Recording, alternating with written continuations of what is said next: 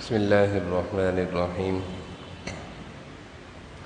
الحمد لله والصلاة والسلام على سيدنا محمد وعلى آله وأصحابه أجمعين. الحمد لله والصلاة والسلام على سيدنا محمد وعلى آله وأصحابه أجمعين. أما بعد فأعوذ بالله من الشيطان الرجيم. بسم الله الرحمن الرحيم. وَإِنَّ الدَّارَ الْآخِرَةَ لَهِيَ الْحَيَوَانُ تِلْكَ الدَّارُ الْآخِرَةُ نَجْعَلُهَا لِلَّذِينَ لَا يُرِيدُونَ عُلُوًّا فِي الْأَرْضِ وَلَا فَسَادًا وَالْعَاقِبَةُ لِلْمُتَّقِينَ. صدق الله مولانا العظيم. اللهم صل على سيدنا ومولانا محمد وعلى آل سيدنا ومولانا محمد وبارك وسلم. اللهم صل على سيدنا ومولانا محمد وعلى آل سيدنا ومولانا محمد وبارك وسلم. میرے قابل احترام بزرگوں اور عزیز بھائیوں،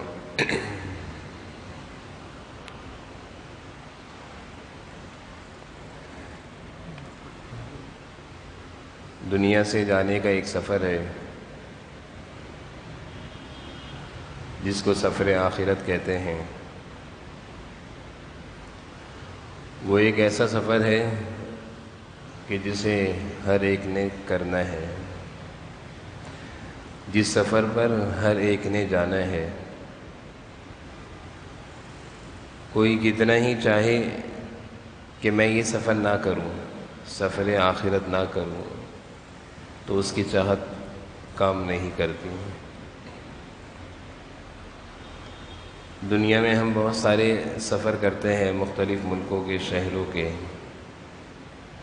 دل چاہا تو کر لیا اور دل نہیں چاہا تو نہیں کیا. لیکن آخرت کا جو سفر ہے، جس سفر کا آغاز موت سے ہوتا ہے،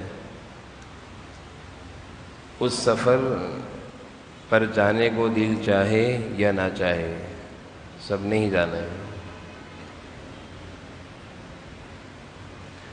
اتنا اٹل اور اتنا یقینی سفر ہے کہ اس کے پیش آنے میں کسی کو بھی شک نہیں، ایمان والے کیا کافروں کو بھی شک نہیں.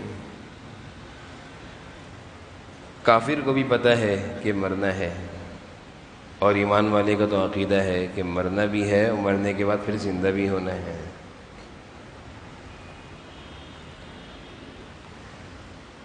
اس سفر آخرت کو اللہ تعالیٰ نے قرآن کریم میں مختلف جگہوں پر مختلف عنوان سے، مختلف مضامین کے ذریعے ایمان والوں کو یاد دلایا ہے کہ دنیا عارضی جگہ ہے.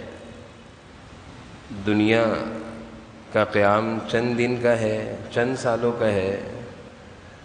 یہ دنیا بھی ختم ہو جائے گی، یہاں کا قیام بھی ختم ہو جائے گا، اور آخرت کی طرف تم سب کو لوٹ کر آنا ہے.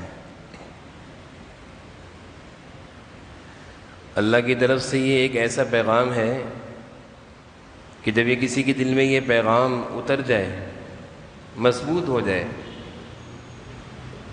کہ دنیا ختم ہو جائے گی، زندگی بھی ختم ہو جائے گی، چیزیں بھی چھوٹ جائیں گی، گھر والے بھی چھوٹ جائیں گے، تو دنیا کی زندگی اس کے لیے آسان ہو جاتی ہے.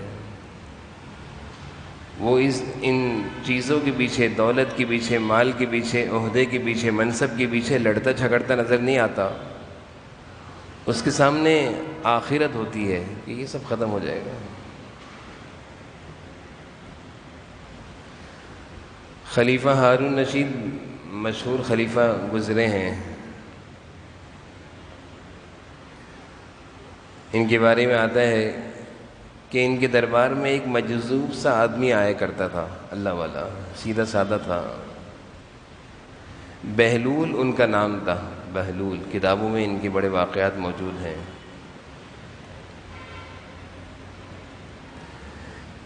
خلیفہ ہارون رشید بہلول سے مذاق کیا کرتے تھے، دل لگی کیا کرتے تھے. ایک دفعہ بہلول آئے تو خلیفہ ہارون رشید کے ہاتھ میں ایک چھڑی تھی. بادشاہوں کے ہاتھ میں چھڑی بھی کوئی معمولی نہیں ہوتی، بڑی قیمتی ہوتی ہے. خلیفہ نے کہا بہلول کو دیکھ کر، بہلول لو یہ چھڑی آج میں تمہیں دیتا ہوں، اور تمہیں ایک نصیحت کرتا ہوں، ایک بات کہتا ہوں کہ جو تمہیں اپنے سے زیادہ تمہیں بے وقوف نظر آئے اس کو دے دینا۔ مزاحاً کہا کہ تم بہت مجنون سے ہو، مجذوب سے ہو، دیوانے سے ہو، لو میری چھڑی نشانی کے لیے رکھ لو، اور اگر تمہیں اپنے سے بھی زیادہ کوئی مجذوب اور دیوانہ مجنون نظر آئے نا اس کو دے دینا۔ بہلول تھے، اللہ والے تھے، چھڑی کو سنبھال کر رکھ لیا۔ دن اور رات گزرتے رہے، خلیفہ ہارون رشید بیمار ہو گئے۔ بہلول کو بیماری کا معلوم چلا تو عیادت کے لیے آئے اور پوچھا کہ ہارون رشید کیا حال ہے؟ کہا کہ بہت سخت بیمار ہوں، اور بیماری کے علاج کرنے والے جو طبیب ہیں وہ بھی میری اس بیماری سے عاجز آ گئے، علاج نہیں ہوتا، مایوس ہو گئے۔ تو بہلول نے کہا تو اب کیا ارادہ ہے، کہاں کا سفر ہے؟ ایسا لگتا ہے کہ اب بس موت قریب ہے اور آخرت کا سفر شروع ہونے کو ہے۔ بہلول نے کہا تو پھر آپ نے اس سفر کے لیے اپنی فوج روانہ کر دی ہوگی، آپ نے اس سفر کے لیے اپنی فوج کو روانہ کر دیا ہوگا، کیونکہ آپ دنیا میں جب سفر کیا کرتے تھے تو آپ کے جانے سے پہلے آپ کی فوج جایا کرتی تھی، آپ کے لیے انتظامات کیا کرتے تھے، اور آپ کا سفر تو بعد میں شروع ہوتا تھا۔ تو آپ نے کیا اس سفر کے بھی لیے ایسا کیا؟ تو ہارون رشید بہلول سے کہنے لگے، بہلول کیسی باتیں کرتے ہو، مذاق کر رہے ہو؟ آیا آخرت کے سفر کے لیے بھی کوئی فوج روانہ کی جاتی ہے، سامان روانہ کیا جاتا ہے، انتظامات کیے جاتے ہیں؟ پھر بہلول نے کہا اچھا واپسی کب کی ہے، واپسی کب کی ہے، واپسی کب آ رہے ہو؟ دنیا میں جب آپ کو کوئی سفر ہوتا ہے تو پورا پلان ہوتا ہے کہ واپسی کب کی کرنی ہے۔ پھر ہارون رشید نے کہا کہ واپسی تو آخرت کے سفر سے نہیں ہوتی۔ تو بہلول نے وہ چھڑی نکالی اور ہارون رشید کو دی کہ ہارون یہ چھڑی تم نے مجھے دی تھی کہ جب تمہیں کوئی اپنے سے زیادہ بیوقوف نظر آئے تو اس کو دینا۔ آج میں تمہیں بیوقوف سمجھ رہا ہوں کہ جب تم دنیا کا سفر کرتے تھے، ملکوں کا، شہروں کا، تو پہلے سے سامان روانہ کیا کرتے تھے، تیاریاں کیا کرتے تھے، لوگوں کو روانہ کیا کرتے تھے، اور آج میں تمہیں دیکھ رہا ہوں کہ تمہارے آخرت کا سفر ہے اور تم بے بس پڑے ہوئے ہو، اور تم نے اس سفر کی تیاری کے لیے کچھ بھی نہیں کیا، کچھ روانہ نہیں کیا، تم آخرت سے غافل رہے، دنیا داری میں لگے رہے۔ تو مجھے آج سب سے زیادہ بیوقوف تم ہی نظر آ رہے ہو کہ جو آخرت سے غافل ہو کر اپنی زندگی پوری کر گیا اور آخرت کے لیے کچھ روانہ نہ کیا۔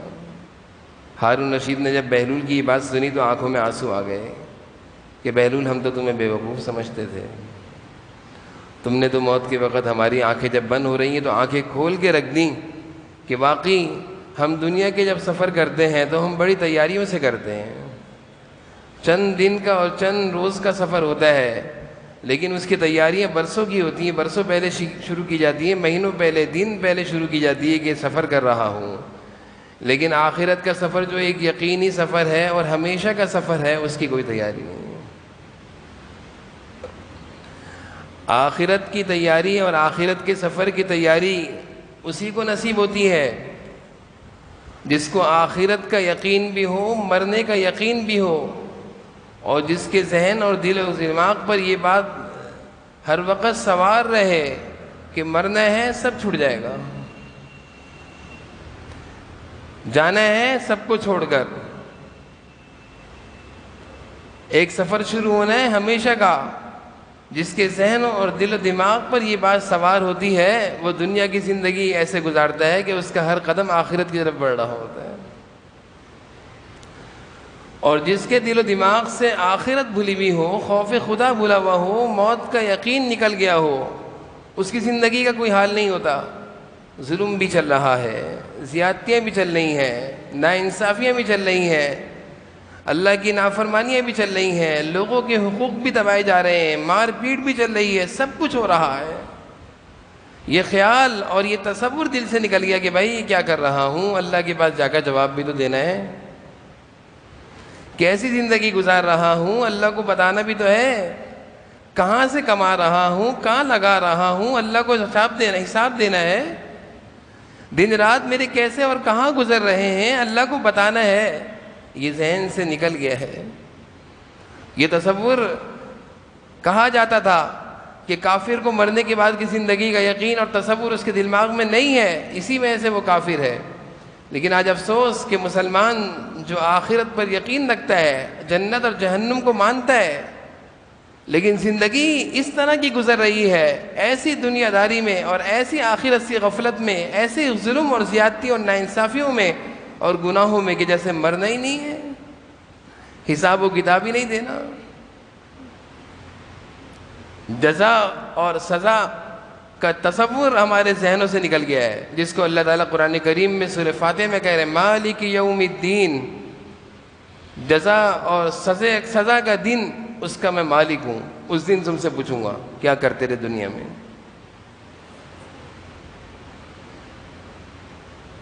تو قرآن کریم میں اللہ تعالیٰ نے آخرت کی فکر، جزا اور سزا کا تصور قرآن کریم میں اللہ نے ایک جگہ نہیں کئی جگہوں پر مختلف عنوان سے زندہ کیا ہے۔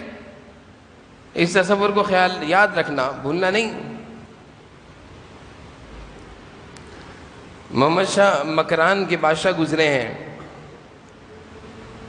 ان کی فوج تھی، ان کے سپاہیوں میں سے کسی نے کسی بوڑھی کی، ایک بوڑھی خاتون تھی، اس کی ایک ہی گائے تھی، پکڑی سپاہیوں نے اور مل کر ذبح کر کے کھا گئے۔ وہ بوڑھی ایک گائے اس کی کل جائیداد تھی، اسی سے اپنے گھر کے خرچے چلاتی رہی، دودھ وغیرہ سے، بڑی پریشان ہوئی، مختلف لوگوں کے پاس گئی کہ یہ تو اتنے بڑے ظالم لوگ ہیں، میں کیسے ان سے اپنا حق وصول کروں، میں کیسے ان سے اپنا حق وصول کروں۔ اسی پریشانی میں گھوم رہی تھی، سب لوگ معذرت کر رہے تھے کہ نہیں فوج سے ہم ٹکر نہیں لے سکتے، محمد شاہ کی فوج سے ٹکر نہیں لے سکتے۔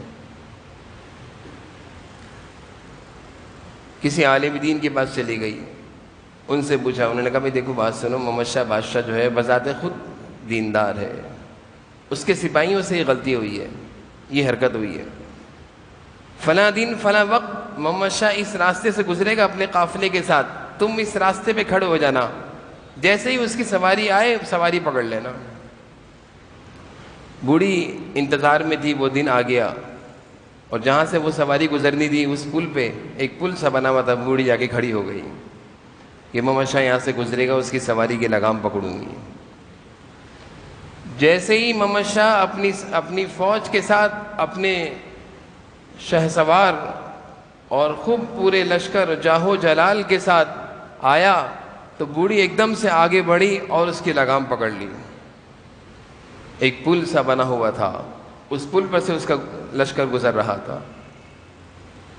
بوڑھی نے کہا محمد شاہ کو مخاطب کر کے، اے بادشاہ وقت بتاؤ، اس پل پر، اس دنیا کے پل پر حساب دینا ہے یا وہاں پل صراط پر حساب دینا ہے؟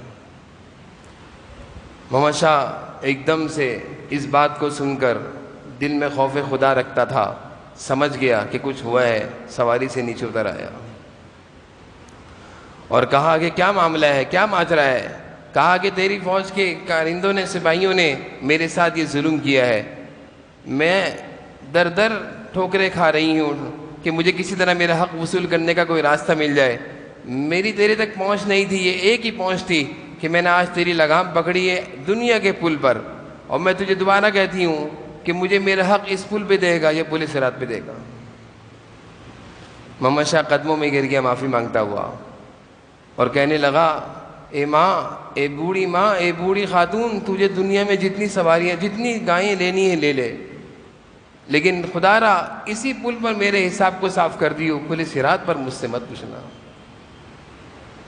پھولے صراط پر مجھے مت پکڑنا۔ کیا چیز تھی؟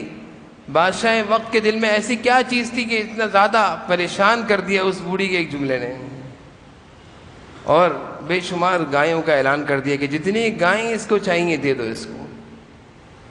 وہ آخرت، وہ خوف خدا، وہ جزا اور سزا، اور وہ اللہ کے سامنے پیشی کا ڈر تھا۔ اس وقت کے بادشاہ کو بھی ڈر تھا کہ اللہ کو جواب دینا ہے۔ جب یہ جزا اور سزا کا تصور دل میں ہو، ذہن پر غالب ہو، انسان کسی کے ساتھ ظلم نہیں کرتا، نہ وہ اللہ کے حقوق میں کوتاہی کرتا ہے، نہ وہ بندوں کے حقوق میں کوتاہی کرتا ہے۔ اور جب آخرت کی فکر، خوف خدا، جزا اور سزا کا تصور، مرنے کا یقین دل سے نکل جائے تو وہ نہ بندوں کے حقوق میں رعایت برتتا ہے، بندوں کو بھی ستائے گا، اللہ کی نافرمانی بھی کرے گا۔ اور پھر موت ایک اٹل یقینی فیصلہ ہے، بچنا کسی نے نہیں ہے۔ کتنی کیسی زندگی گزار لو، کتنا ہی کیسا کر لو، ایک دن موت کا فرشتہ آ کر پکڑے گا۔ اس وقت انسان چاہے گا مہلت مل جائے، توبہ کی مہلت مل جائے، اس وقت کوئی مہلت نہیں ہے۔ کتابوں میں ایک واقعہ لکھا ہے، ایک نوجوان نے گھر بنایا اور مختلف لوگوں کو دعوت دی کہ میں نے گھر بنایا، آ کر دیکھو۔ ہر طرح کے لوگ آ کر اس کے گھر کو دیکھ کر تعریف کرتے۔ ایک بوڑھا لاٹھی لے کر چلا آ رہا ہے۔ بوڑھے نے کہا کہ بیٹا گھر تو بڑا اچھا بنایا ہے، لیکن دو خامیاں ہیں، دو برائیاں ہیں، دو اس کے اندر عیب ہیں۔ وہ نوجوان غصے میں آ گیا، اتنا خوبصورت، اتنا محنت سے اتنا پیسہ لگایا گھر پر، ساری دنیا آ کر تعریف کر رہی ہے، تمہیں عیب دکھ رہے ہیں، کیا عیب ہے؟ تو وہ بوڑھے بابا کہنے لگے کہ بیٹا نہ یہ گھر پائیدار ہے، نہ گھر والا پائیدار ہے، نہ یہ گھر پائیدار ہے، نہ گھر والا پائیدار ہے، نہ یہ گھر ہمیشہ کا ہے، نہ گھر والا اس میں ہمیشہ رہے گا۔ یہی دو عیب ہیں کہ تو نے اچھا گھر بنایا ہے، لیکن سن لے یہ گھر بھی چھوٹ جائے گا۔ تو نے بہت اچھا اپنے رہنے کا سامان کیا، لیکن سن لے تو اس گھر کو چھوڑ کے چلا جائے گا۔ وہ نوجوان تھا، دل میں بابا کی بات لگ گئی، اس بوڑھے کی بات اس نوجوان کے دل میں لگ گئی کہ بابا آپ بالکل صحیح کہہ رہے ہیں، کسی نے بھی مجھے اس طرف متوجہ نہیں کیا کہ یہ گھر بھی چھوٹ جائے گا، یہ دکان بھی چھوٹ جائے گی، یہ کام اور کاروبار بھی چھوٹ جائے گا، یہ جاہ و جلال، یہ عہدہ، یہ منصب، یہ عزت کے نقشے، یہ سب چھوٹ جائیں گے۔ ایک دن انسان بے بس لوگوں کے کندھوں میں سوار ہو کر لے جا رہے ہوں گے، اور قبر میں منو من مٹی کے نیچے ڈال کر آ جائیں گے۔ ایک وقت تھا ان کے نام سے دنیا کعبہ کرتی تھی، ان کے نام سے دنیا چلا کرتی تھی، آج مٹی کے نیچے پڑے ہوئے ہیں۔ یہ انسان کی حقیقت ہے بھائی، سب کے ساتھ پیش آنی ہے۔ یہ وہ حقیقت ہے، ہو سکتا ہے سننے میں کہنے میں الفاظ سخت ہو رہے ہوں، لیکن پیش تو سب کے ساتھ آنی ہے۔ کتنے پیارے ہوتے ہیں، اپنے پیاروں پر کوئی مکھی کا بیٹھنا برداشت نہیں کرتا، اپنے بڑوں اپنے والدین پر کوئی مکھی ایک مٹی ایک ذرات کو آتا ہوا برداشت نہیں کرتا، لیکن جب موت آ گئی، جسم سے روح نکل گئی، تو اب کندھوں پہ اٹھا کر قبر میں ڈالا، منو من مٹی ڈال دی۔ یہ کیا چیز ہے؟ اللہ کے حوالے، قبر گئی، دنیا ختم، بس اب ہمارا نام چلے گا۔ تو قرآن کریم میں اللہ تعالیٰ مختلف جگہوں پر، مختلف مقامات پر اپنے بندوں کو متوجہ کرتے ہیں کہ بھائی ایسا نہ ہو کہ دنیا کی زندگی، مال و دولت اور ان چیزوں میں لگ کر آخرت کو نہ بھول جانا۔ آخرت یاد رکھنا، جزا اور سزا تمہارے ذہنوں میں غالب رہنا چاہیے کہ سب چھوٹ جائے گا، اور جو کر رہے ہو آ کر ہمیں حساب دینا ہے۔ اللہ کے ہاں یہ ایک فیصلہ ہے، اس کے مطابق زندگی گزارنی ہے۔ اس کے مطابق اگر ہم زندگی گزارتے ہیں، قدم قدم پھونک پھونک کر رکھتے ہیں، سوچ سوچ کر رکھتے ہیں کہ اللہ کو جواب دینا ہے، اللہ کو حساب دینا ہے، تو انشاءاللہ زندگی اچھی گزرے گی، آخرت بھی اچھی ہو جائے گی۔